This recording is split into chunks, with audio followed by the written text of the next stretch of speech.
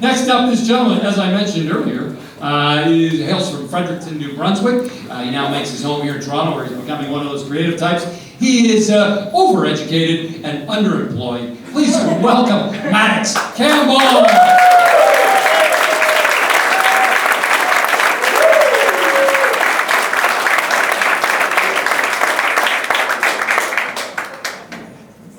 All right, yeah, I am Maddox Campbell. I'm just going to start off telling you a little bit about myself. I was a curious youth. I once asked my dad, "What do you think would happen if I peed into the top of a Brita jug?" To which he responded, "I'll kill you." In college, my friends voted me most rapeable of all my male friends.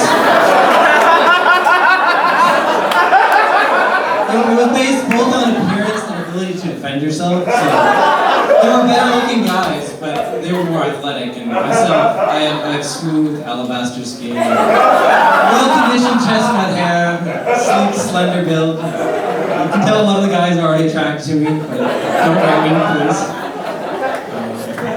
I'm a big fan of Humpty Dumpty's party mix. I think it's great. It's all your favorite snacks, and a couple of snacks that no one at your party likes, all in one bag.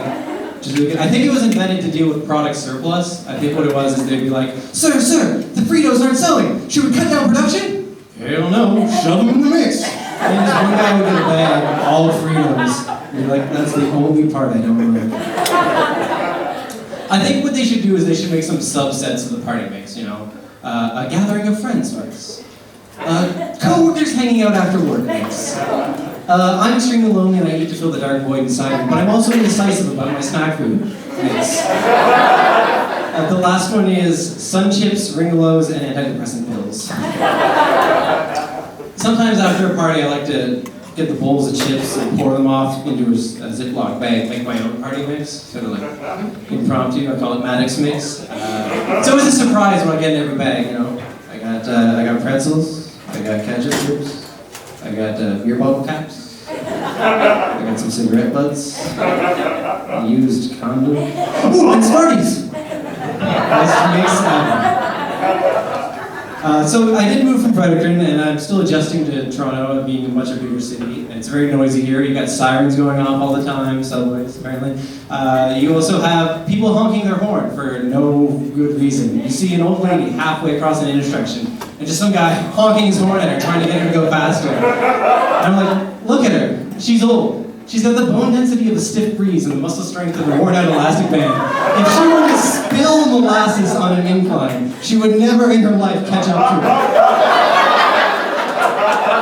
And he's just honking his horn. And it's not like she can go any faster. She can't flick the nitros on her walker and just move it like that. She can't do that. Also, what's actually worse than people honking their horn, though, is I live in a sketchy neighborhood, and the crackheads and crack dealers have a volume of all their own. It's 3 a.m., I'm 23 stories up in my apartment, I can hear them as if they're right in the room next to me. Crackhead walks up to the crack dealer and says, "Hey man, can you give me some weed?" "I can't give you weed, I'm a crack dealer, I sell crack." "Come on man, just fix me up." "Shut up down there! You shut up! I'm not the one yelling in the middle of the night!" "You are now." "Touche, Mr. Crack Dealer. Touche."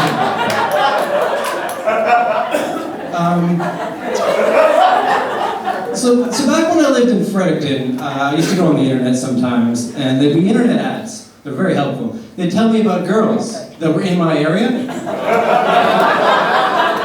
I remember one girl, because she was particularly cute. And then when I moved to Toronto, I noticed another little ad that said she was still in my area. That's strange, she moved at the same time I did. Well, maybe it's fate. But then I went on vacation and she was still in my area, and that's when I realized I had a stalker. So I got one more little present for you guys before I leave, so I'm just gonna pull this out of my pocket here. What I have for you here is a list of candy bar names that could also be the names of sexual maneuvers. Score. Crispy Crunch. Oh, Henry. Best one used on Henry's. Juicy Fruit. Mr. Big. Butterfinger. Twix, that's 2 bars in one wrapper.